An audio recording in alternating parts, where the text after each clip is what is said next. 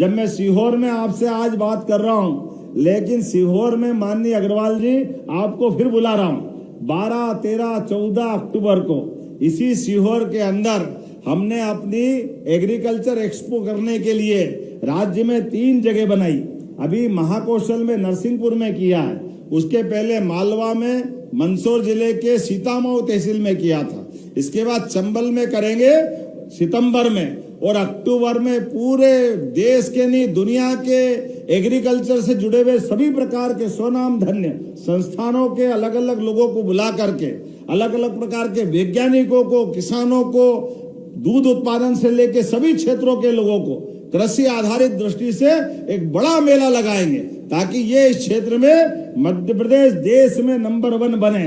दूध उत्पादन में भी हमारा 3रा नंबर है। आने वाले समय में मध्य प्रदेश दुनिया में अलग पहचान बनाएगा और देश में नंबर 1 राज्य बनेगा।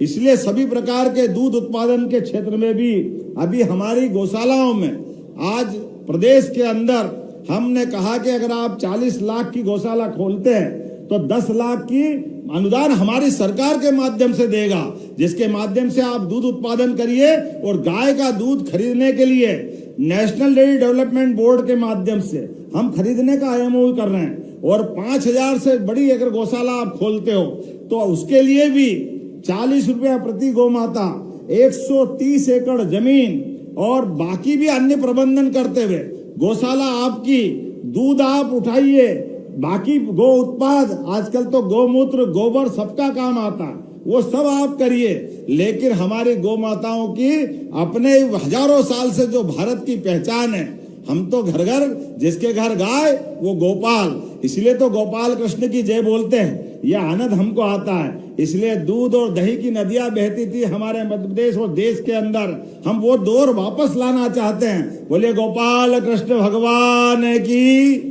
एक के बाद एक इसी महीने 14 अगस्त को बलराम जयंती आ रही है, इसलिए किसान की बेहतरी के लिए बोले भगवान बलराम की।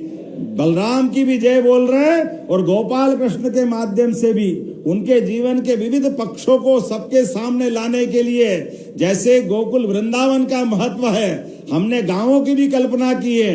एक ब्लॉक में पहले एक वृंदावन गांव हमारी सरकार बना रही है, जिसमें वो सब प्रकार के स्वावलंबी गांव बनाने के सारी चीजें जुटाने का प्रयास करेंगे। और जहां जहां जैसे गोकुल, वृंदावन, मथुरा, द्वारका भगवान कृष्ण की लीलाएं हुई और वो स्थान उनसे कृष्ण भगवान की लीलाओं के कारण से दुनिया में आकर्षण का केंद्र और श्रद्धा के स्थान बने। हमारी सरकार ने भी निर्णय किया, भगवान कृष्ण का मध्य प्रदेश से भी संबंध है। कंस को मारने के बाद अगर उनकी शिक्षा दीक्षा का कोई स्थान पूरे देश में था तो वो मध्य प्रदेश था, उज्जैन था, सांदीपनी आश्रम था। हमें इस बात का गर्व है। ऐसी एक नहीं कई लीलाएं हुई है। गरीब और अमीर की दोस्ती का सबसे बढ़िया स्थान वो सांदीपनी आश्रम के थोड़ा आगे महिदपुर तहसील में नारायण नामक ध्यान है। नारायण नामक धाम में भगवान कृष्ण की मित्रता का सर्वोच्च स्थान बना है, जब गरीब अमीर की दोस्ती का वो स्थान बना है। इंदौर के पास का जानापाव नामक स्थान बना है, जहां पर भगवान कृष्ण को सुदर्शन चक्र परशुराम जी ने दिया। हम सामाजिक समरसता में विश्वास करते हैं, इसलिए ऐसी चीजों को समाज के सामने लाने का प्रयास कर रहे हैं। ऐसे एक नहीं कई प्रकार के क्षेत्रों में हम काम कर रहे हैं।